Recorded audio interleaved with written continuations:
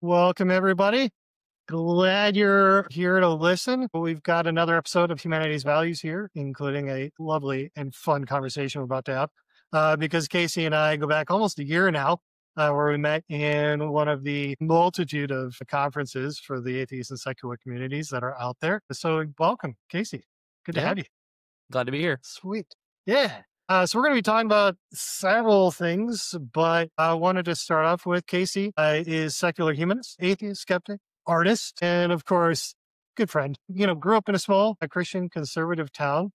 Definitely have that in common. Was heavily indoctrinated into an online conspiracy theory. Good times. And by the age of 14, which is, often the age they get you. Mhm. And of course, with that worldview, he had a lot of difficulties growing up a bit there. And then, but thankfully deconstructed from that and has moved on from it, while at the same time is well aware of the dangers of how some of that stuff can happen. So we'll definitely be looking at that. And of course, with that, now you're a strong advocate for humanism, which you look at as being based on empathy, empiricism, and continued personal growth. On board with that definition. Mhm. And so, yeah, you're just sharing your perspective then on, religious nationalism and culture, humanity, stuff that's related to how we can sometimes fall victim to ideas that are just, in retrospect, utterly absurd. And yet, hey, it happens to the best of us. So, welcome, Casey. Good to Yeah, have a chat. yeah. Cool. So we were just chatting beforehand, before we started here, about how you just had and were featured in an article on the Wall Street Journal as on the 28th. There will be I'll post the link in the posting here when we're done. But that actually you and one other were interviewed about how online conspiracy theories, cults, and so on happen. So tell us more about that. What was up with that? Yeah, so, this goes back to, a TikTok that I made, and I used to post, like, joking, kinda meme content to my TikTok, but in the last, like, year or so, as I've delved more into, some of the things that interest me, I've felt more of a responsibility to make the kinda content that kinda reflects who I'm becoming and more of my values, and I just kinda went out and winged it, and I made a TikTok about my deconstruction from this conspiracy theory cult that I was in by the time I was 14, and I got way more attention than I was expecting with it, and it is awesome. But it's one of those things to where like you get a significant amount of attention. You're like, oh, that's cool. Hey, it's more and more, and I'm like, oh, there's a lot of eyes on me now. There's a lot of this. So I'm like, okay, it's a little tense, and then it's been a ride. So I'm very happy with the reception I've received. I got a lot of positive support, a lot of good comments, and people that have shared their stories as well. And then it ended up getting picked up by a Wall Street journalist article, somebody that writes for the Wall Street Journal. And we talked for a little bit, and this all happened in a very short span. So it's kind of just been rapid fire. Yeah, But I am really proud and happy of how the article has turned out. And so yeah, that's how I got there. excellent. Hopefully your few minutes of fame will just keep launching and moving forward with it. What so the cult, I saw, and this is a word I hadn't heard in a while because, well, shoot, you're not 14 anymore. And so, the and I realize it has been, virtually a decade. But that was this truther thing. So remind us all what this was about. Yeah, the the truth movement, started from my recollection with 9/11, and it was a group of people that were disputing the facts of what happened, and people that had doubts of the events or that they had their own beliefs of what, conspired there. That wasn't necessarily how I got into it. This was a well-established thing, since I was born, essentially. Like, this community has been forming, and I happened to fall into whatever remained of it by the time I was 14. It had branched out into a lot of different things, and it was still a relatively niche community that I was a part of. I think a lot of people assume that, like, oh, so you were watching Alex Jones, and it's like, No, the community I was in actually hated Alex Jones, and they believed that he was a shill. And so, like, it's hard to explain in some sense because Okay, wait. That is never a phrase that I ever would have thought. There's a group that thought Alex Jones, of all people, was also a shill for what? Big government? big government. So the idea back then was that this guy, it was his production level. It was the fact that he's selling, super soldier, whatever pills. The Whatever idea serum he was into. Yeah. the idea was that he was essentially a plant to make our beliefs look bad. That our conspiracy theories, which sometimes were just some of his, and were Yeah. just offshoots of what he believed in and what he was espousing, but that he was putting in certain things to then discredit the actual truth that we had. Very complicated, like, gossip going on, Yeah. but That's amazing. Okay, well, you a South Park fan? big South Park fans. Yeah. Okay. All right. So have you seen the episode they did where it was like it was a truther thing and they go to the White House only to be told that the government was behind the whole truther movement in order to make themselves look more competent than they Bush actually was are? This sounds exactly like Jones was set up by the government to make them Mhm. look bad. Like that. That's amazing. I mean, Okay. it even goes to, like, flat Earth. Like, none of the people that I was in this community with were flat earthers, and we also were very hard on them, and we're like, well, their flat Earth is a theory that was created by the government to also discredit, like, nobody that actually believes in it Yeah. is real, or, like, it's so out there. And as I've come out of it, I've tried to understand, like, what was it that we were believing, what was it that we were espousing and putting out there, and I'm realizing more and more there was never really a rational part of it. And so there's not going to be an easy way to explain why we thought this thing, but why we excluded this thing. None of it was rational. And so there's not, it's just groupthink. And it's just, I believed what this person thought, and this person has a bigger platform, and they were showing that they appreciated me being a part of their viewer base. And so it's just faulty thinking, and it made me feel like I had the truth, but there's no rational way to explain why I thought some of these things or why this community did. Interesting. I mean, it sounds so. The rationality thing gets thrown around a lot, and we come at it from a very functional perspective, in the sense that we come up with ideas. Not that we come up with them. I mean, we take on ideas and identities to serve a purpose. And from the sound of it, this group, it's the growth of the internet.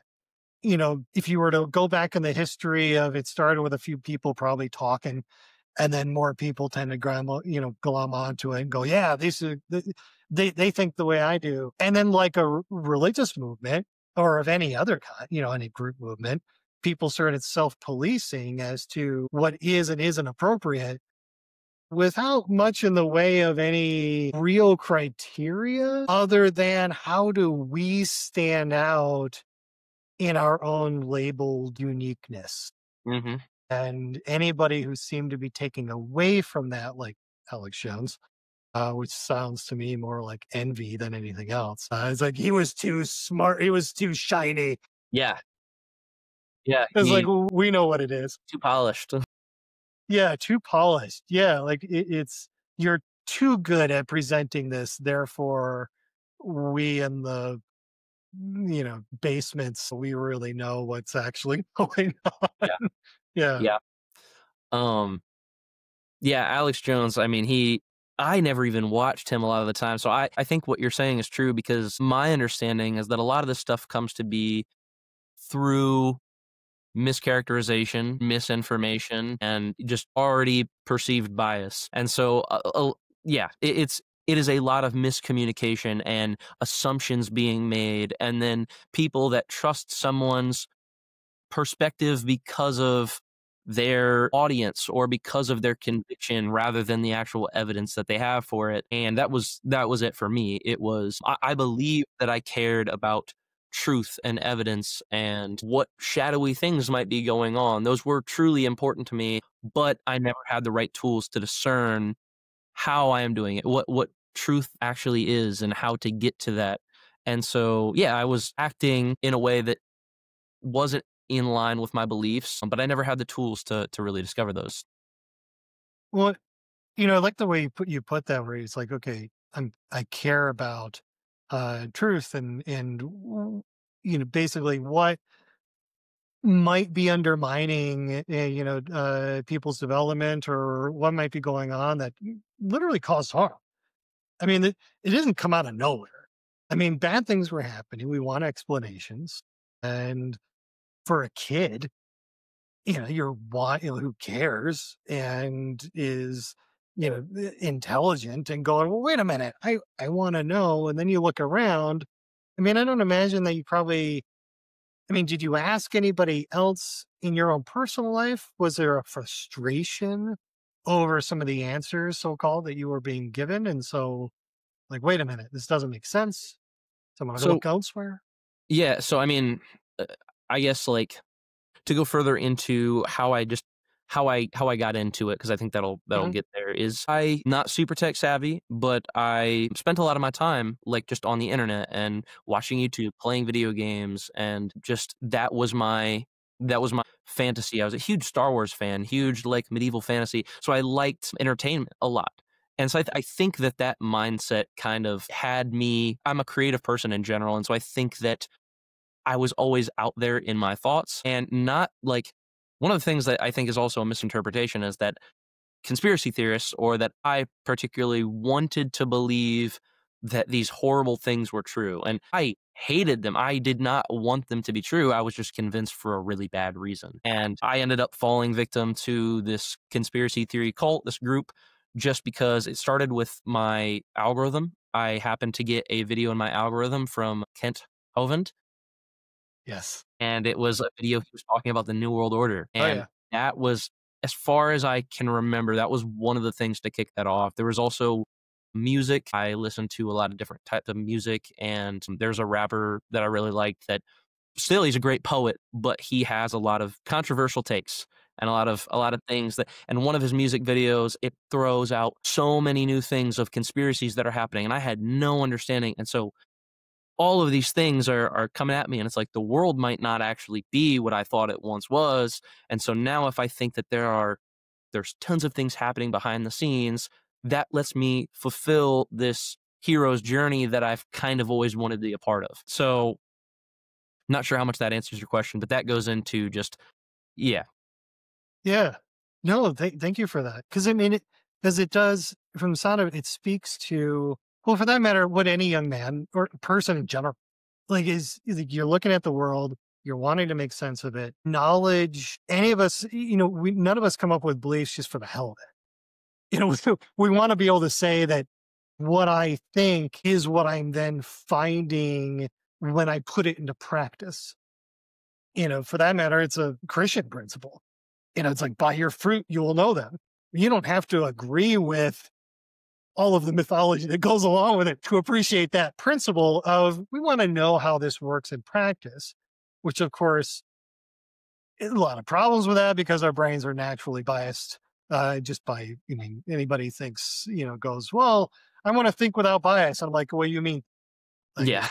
there literally, there is no difference here. It's the only variations in thinking is that which we are at least attempting to question a bit more of what we're doing. It's why we have science and critical thinking. Here you are wanting to make sense of it. You don't want to, as you said, like, this is awful if this is true, but increasingly, the more you look at it, it seems to be the case. And I can almost imagine that the horror of it, to a degree, is its own kind of reinforcement. Like, emotionally, it's just like, wait a minute, I'm onto something. This feels so bad that, It's why the rabbit isn't hole. anybody out seeing it? Yeah. Hmm. Yeah. Yeah. It was a big rabbit hole. And like, it's one of those things that it's like, if you think that you find something that the world needs to, I had that hero's journey. I was like, the world needs to know this because this is huge. And, I wanted to be the Luke Skywalker. I wanted to be the, like, not that I wanted to be in that role, but I had the like responsibility now that I know this thing. And it also, I mean, to have some secretive information, I think that makes you feel a part of an in group.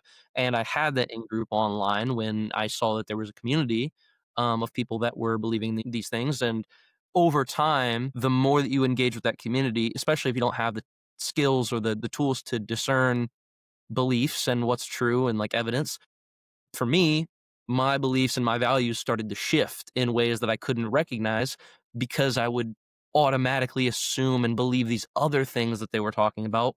And then by the end of it, through sheer interest of this rabbit hole that I've just found, now I've become a new person and like, or, had a lot of different beliefs that I couldn't recognize had changed.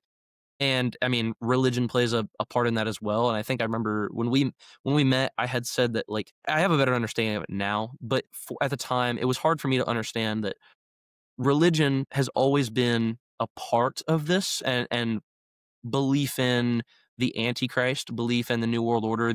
A lot of these things are connected in a way. Religion wasn't what was driving. Like my faith was never a big driving force.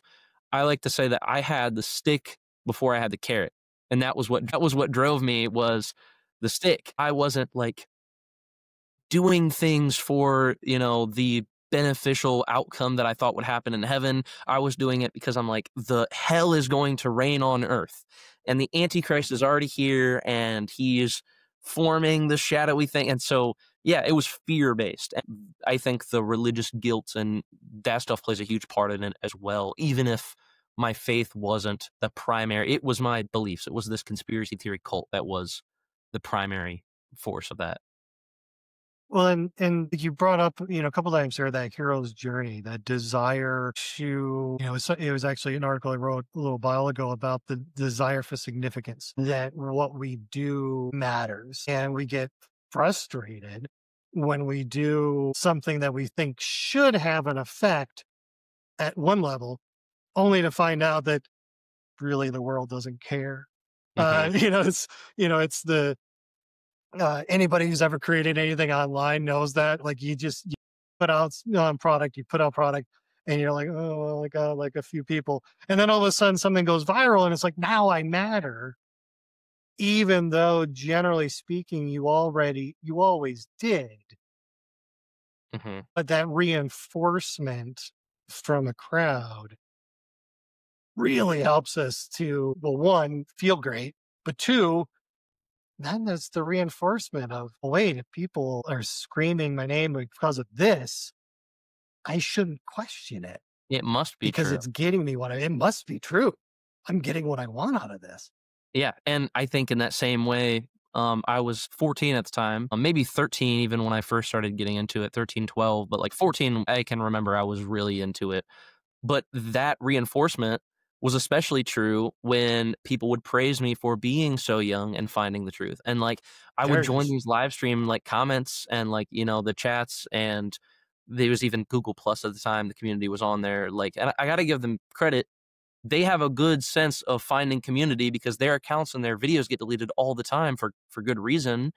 And then they still are able to form this community. They're like, I made this new channel, and to have certain people within it that I would call friends or that I knew, like the creators were pretty close with the people in the comments. I'd talk with them. That reinforced, like, I did find the truth at such a young age, and these people are older than I am, and like, what potential do I have? And so it's truthfully kind of gross that they would do that and not be like, that I was 14 and to tell me that I'm a good person for finding this thing. Yeah, it reinforced that for me. It made me feel like I had the truth, and it made me feel like I can't question that. Well, and why would you?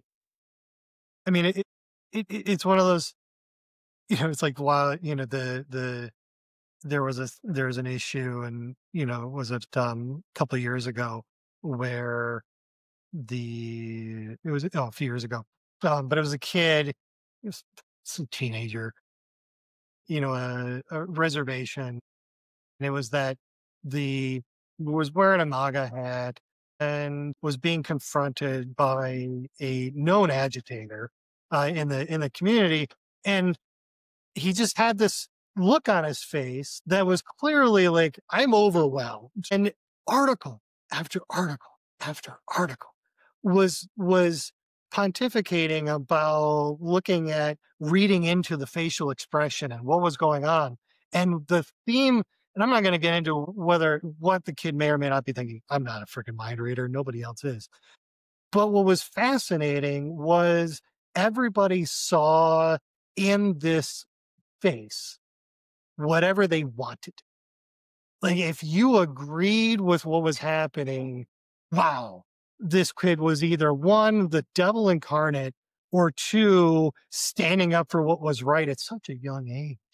I mean, it was just, it didn't matter what the truth was. It was, you're now a representative of purity, knowing now that, it's almost like you become this, a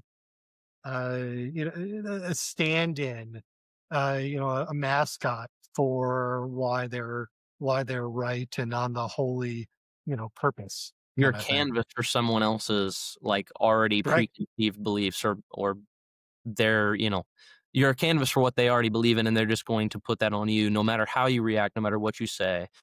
And one other thing with what you said about reinforcement, like, one of the other ways that I was reinforced through that was when people would criticize us and be like, "You guys are crazy," or like that in this community, it was like, yeah, that is what you would say when you're presented with the truth. And so a lot of Right. the time, it's so hard. It's like there's not much that you can present that like either you just don't get it or you are a shill or you are some. So it's like no matter any kind of criticism, any kind of pushback is seen as reinforcement of people that just don't get it. And yeah, there was something else I was going to say with what you had said about that kid and about the like, Yeah. I had said becoming the canvas. We did that, like, we would put our what we think this person is just based on, like, their facial expressions, what they're doing through people that were so one of the things we believed in was that, like, school shootings were either hoaxes or that they were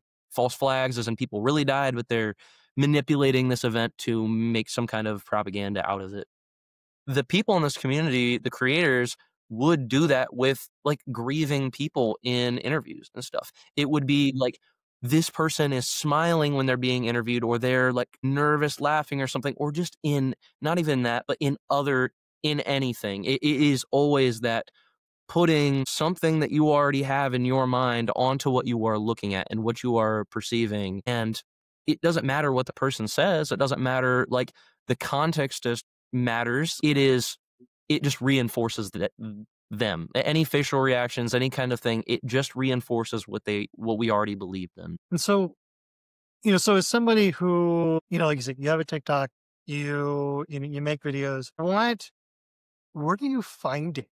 On online that around that? Like what when you're looking at other videos of what people are doing, are you noticing, some of those tactics, being used? And how do you then question yourself to going, when I offer, an interpretation of something, what is my due diligence? And trying to figure out that I'm doing, benefit of the doubt kind of thing as one criteria. Are you saying like is before when I was believing this or now that I'm out of it? Both. I mean, you kind of you already spoke to the before a little bit there as to like basically you're just promoting or projecting anything that is useful Hmm. and self-reinforcing. So now But just yeah, to clarify, your question is like what's changed with that, like yeah.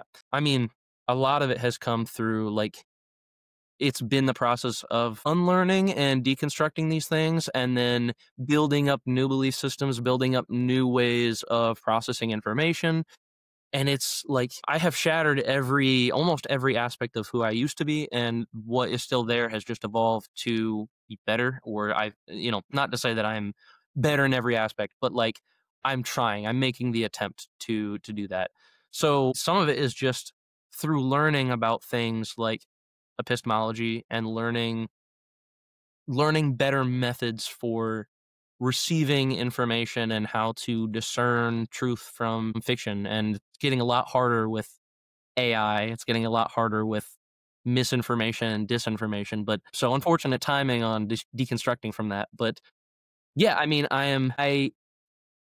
I'm just using the skills that I've tried learning now. I'm doing my best to understand people's backgrounds and how that plays into what worldviews they have, because mine played a pretty big part of who I was, and putting forth some empathy, not making assumptions, recognizing what biases I might already have in something. And yeah, it is a process, and I'm trying to do my best to do my due diligence when I am taking in new information. And is this person a reliable source of information? Do they have anything to benefit from this? I wrote something for my Substack on scam culture, and so part of it is, yeah, recognizing there's a lot of scams out there right now for different things and for different reasons, but recognizing people that are being authentic, what information is out there with no strings attached potentially, because a lot of things come with somebody wants you to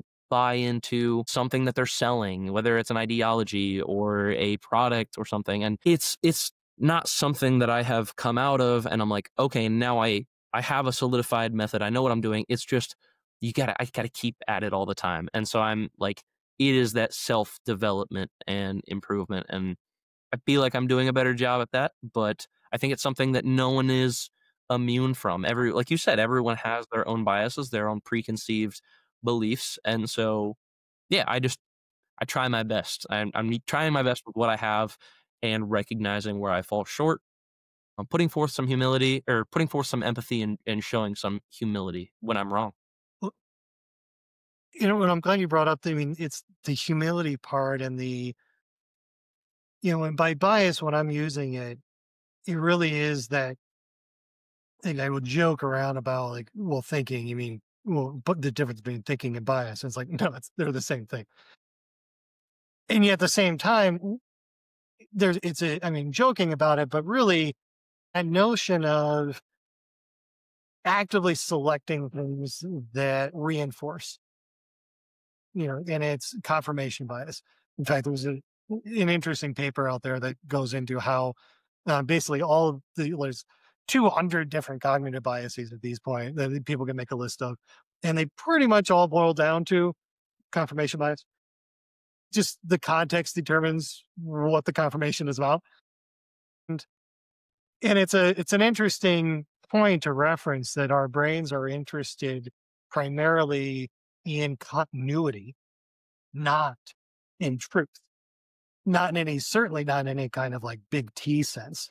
Yeah, It's like we didn't evolve. Like nature yeah, doesn't care what you think, as long as you are making the social connections to perpetuate your genetic material what or contributing to that group's material, like genetic, like let's keep moving this along, then everything becomes, a question of utility.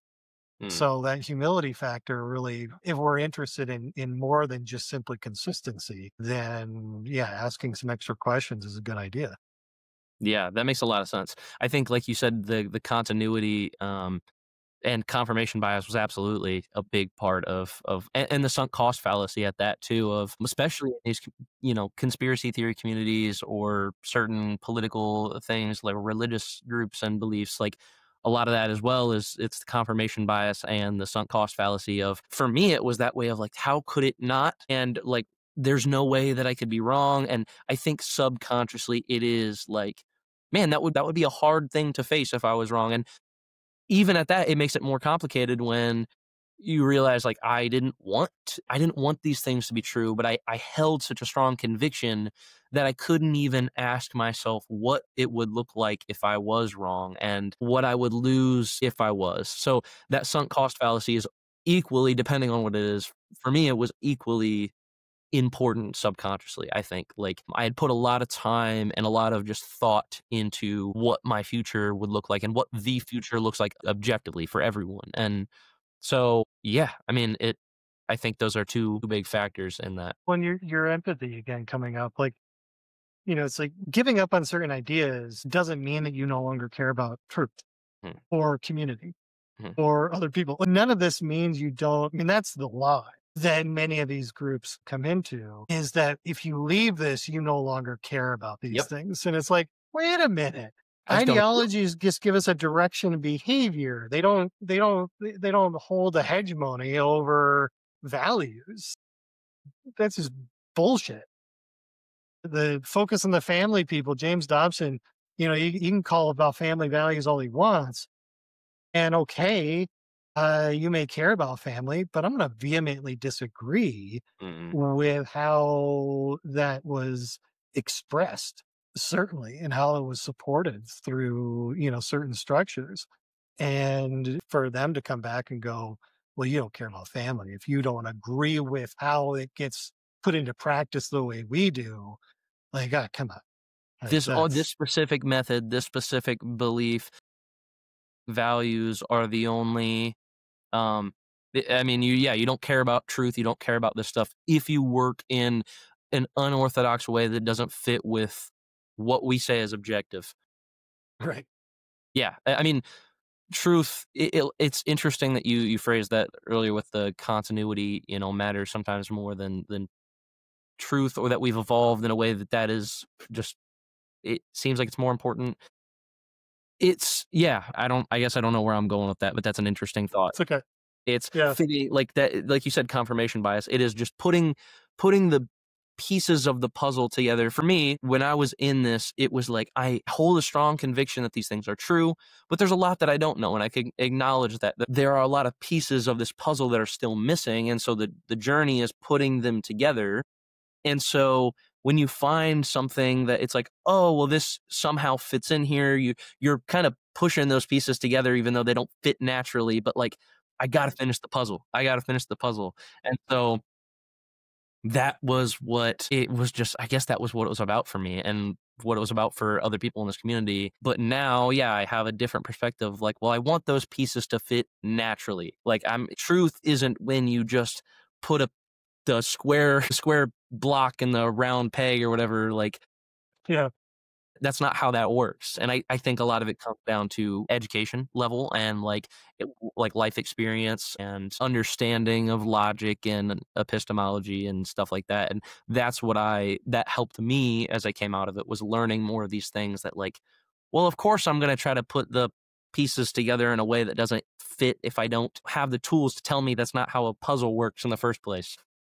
Yep. Yep. No, 100%.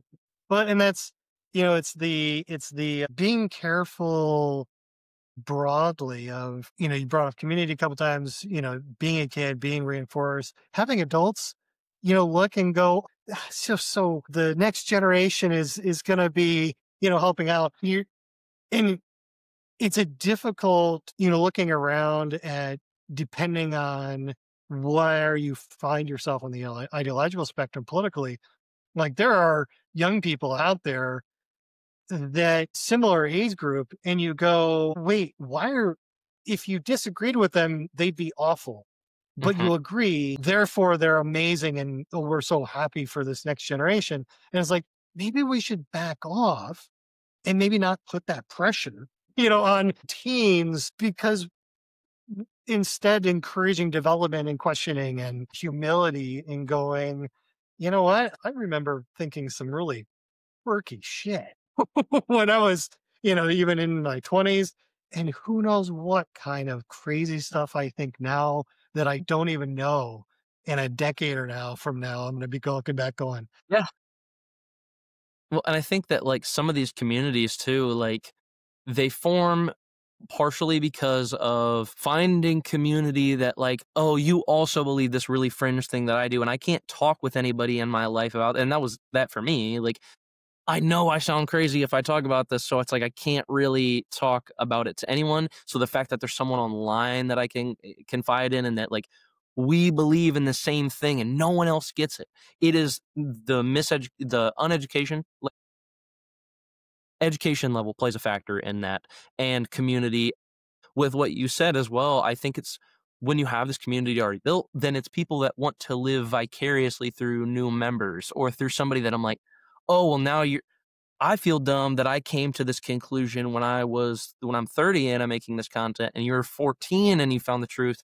So some of it is like, and it doesn't always come off in like a jealous way. It comes off in a like we are going to put you in a position that like you can join my live stream or stuff like that. I did that one time with one of these channels, but yeah, I mean, it's living vicariously through people that like that hold other fringe beliefs and having a community of people that get it when nobody else does. And I think those things are important when the truth is actually there. And I find that with like the humanist community and the atheist community of like, oh yeah, there's sometimes like when other people that they hold different beliefs or that it's just like I can't talk with these things to some people like I feel that same sense, but now I have better tools to discern consistency and truth within these things to know that like, okay, this community is a little bit healthier, not a little bit, a lot Mhm. healthier than this other one that I was in. And people have methods to the things that they believe in. It's yeah, I think that community and education level and those are big factors in this kind of thing. Well, and as well recognizing that the impulse, that baseline biological impulse to belong, Mhm.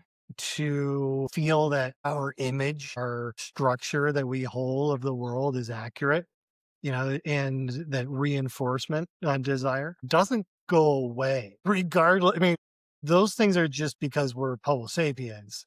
Mhm. And they don't go away simply because you're part of a community that ostensibly lauds critical thinking and so on. Because at the end of the day, many of these other ones, even in the cult, they'll claim that, hey, we're here to question. We're just questioning the things you want. And so Yeah. it's a peculiar way of like, and I think that comes back to that humility piece of just going, look at, like, listen, like, okay, do I think that what I think now has a greater degree of evidence and critical analysis, behind it? Sure. But of course I would think that. Like, I mean, just like I did before. It's not that, truth doesn't matter at all. I'm not a postmodernist, but at the same time, just to recognize that you're continuing that journey. The hero's journey hasn't stopped. It's just gonna beat up like any journey should. Yeah. Well, and And what are you doing better at it? you also like I feel this way about religion and I feel this way about this community that I was in.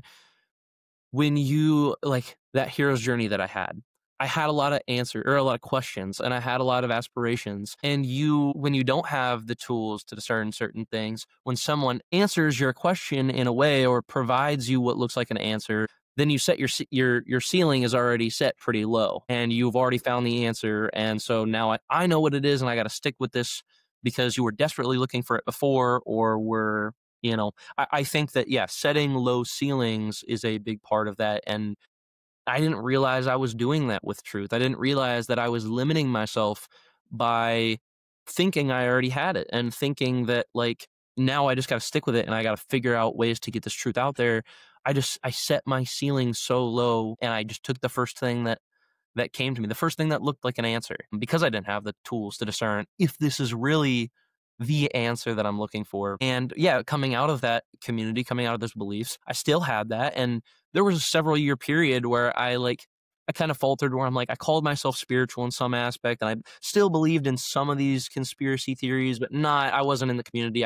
I recognized that like, there's a lot of things they believe now that I really don't, and I really disagree with but I held on to a couple. It was an aspect of the religion, an aspect of conspiracy theories that came with me for the ride. And the question of fulfilling the hero's journey and the question of seeking truth and those aspirations are still there, but it's a little bit of a gray area. And then, yeah, I think that those things, like you said, they stay with you. It's just about like getting to a point of like having the excitement to get back on that now that you have new tools to discover it. Like, I mean, that was how I felt. Like, okay, like I can still look for the answer. I don't just because I was wrong at one point doesn't mean I should give up looking for things to fulfill this. It's just, I think a lot of people feel that way when they come out of it. Of like, I was wrong, and now like can still that excitement, that stuff is still there if you have proper methods to discern these things, if you have the proper level of not that there's a standard of education, but that if you are like, I am in tune with some aspects of physical reality. I think that that excitement and searching for that is still there. And I have felt much of that as I've identified with humanism. And that is right there with you. I mean, it's one of those where for a while, I think that might be one of the discerning pieces between, are you in a group that is concerned with figuring things out in an honest way or not, is whether or not they're open to that constant questioning process. This is, if you can come up to somebody and go, what would it take for you to be wrong? And if they can't give you an answer, or if the answer to that is so beyond the pale, like that it's literally impossible to match, then this isn't a person who is qualifiably making, honest appraisals of what's going on. That the reason why there is not about understanding the world, it's about the emphasis rather, because I'm not going to take that away. But at the same time, the emphasis tends to be more like, do I belong to this community? And I'd rather continue to having this need met than the other. And that sense of being wrong is a sense of actually providing freedom, which Mm, I think is really where humanism comes in. It's that celebration of every time you're wrong, it's an opportunity to learn. mhm. And how cool is that? How boring would the world be if everything we came up with when we were 14 never needed to be questioned again? Yeah, yeah. One of the other things with that too is that like kind of like makes a mockery of what skepticism means. And I was like, oh, like I think there's lots of misconceptions with what humanism is, with what atheism is, with what skepticism is. And it's one of those things that like when I came out as an atheist to some of my friends, like even some of them, I think I didn't realize that, oh, this is just a universally misunderstood term some of the times. Like, or that there is just think you know what it is. It's that first answer of like, oh, well, this is what I've heard what it is.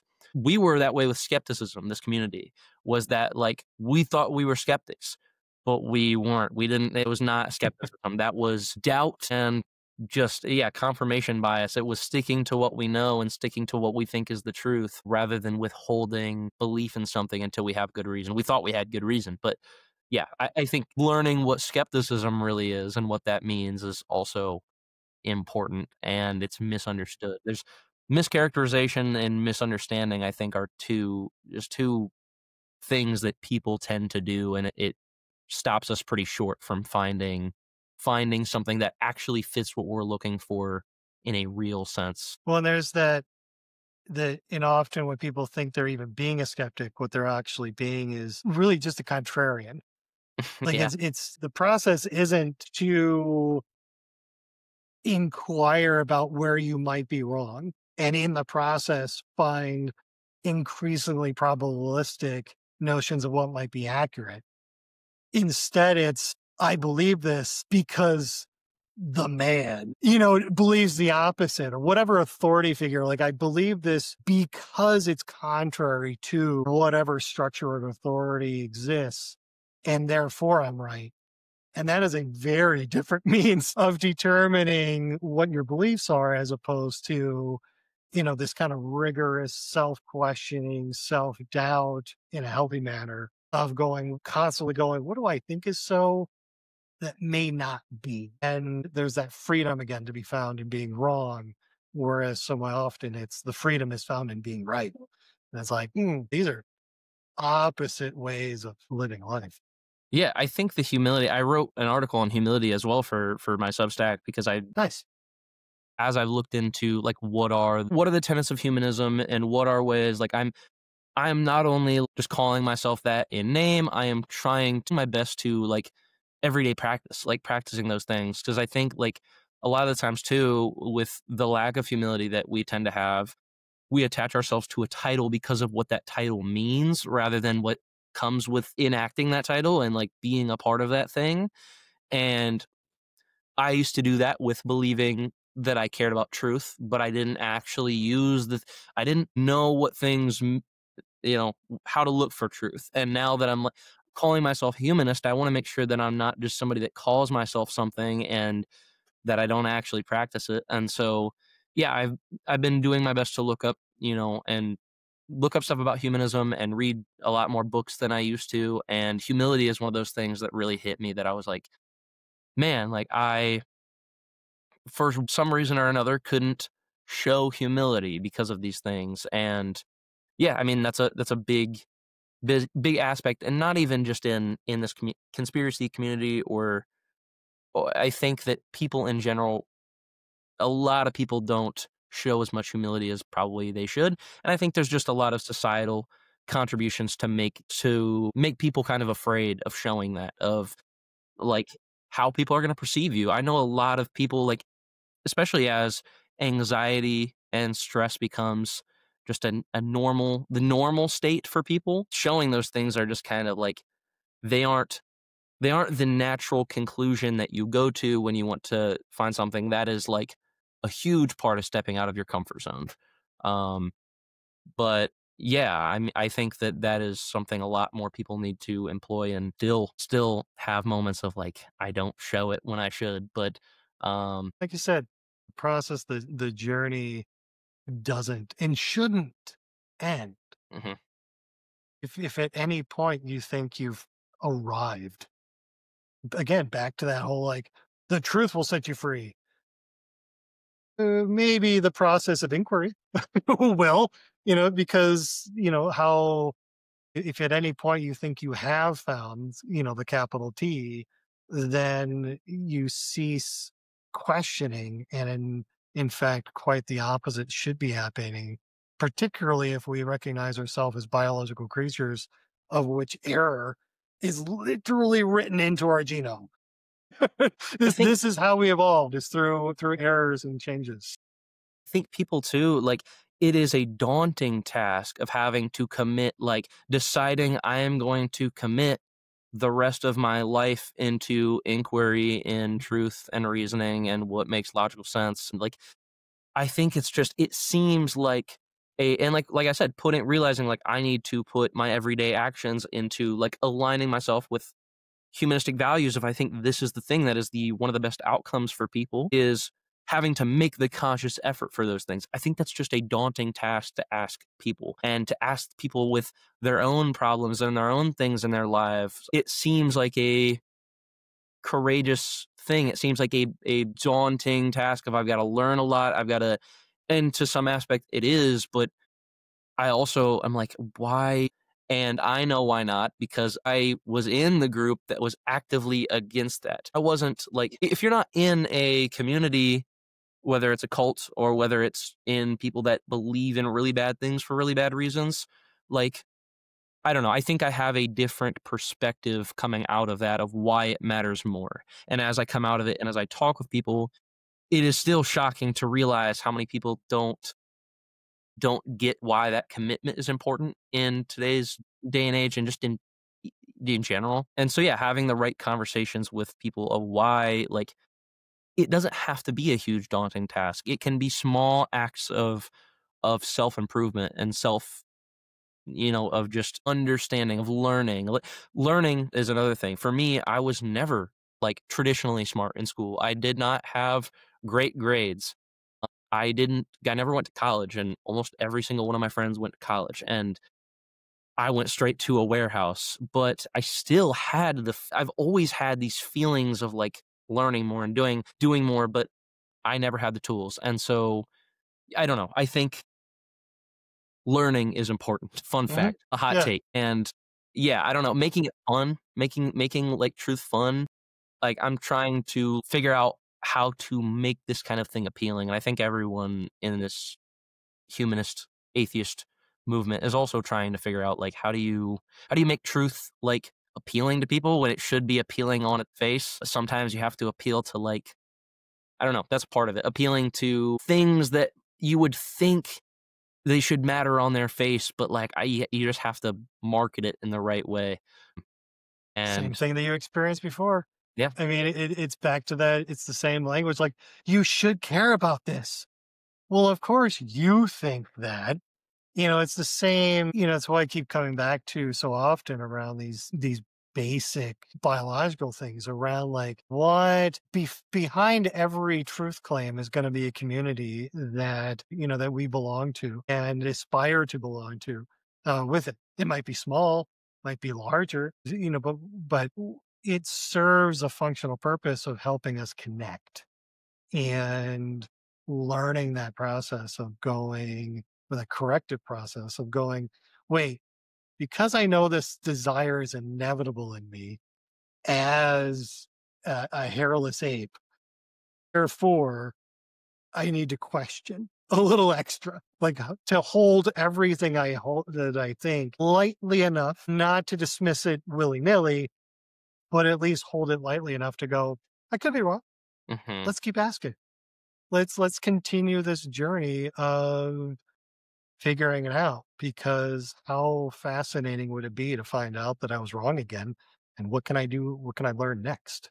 Hmm. So, It's yeah, important. I think it's a lot to ask for people, and I want to show through my experience that I get it and that like I can if I can come out of the things that I believed in and the type of indoctrination I had, the beliefs that I held, like I don't think a lot of people like something I've learned since posting that TikTok and telling my story is that there's a lot of people that are like, I didn't know it was possible for people to come out of this kind of thing. And it's like, damn, I mean, that makes me feel bad that people think that, but it does make it more of an imperative to show that people can change their minds and that like that's what.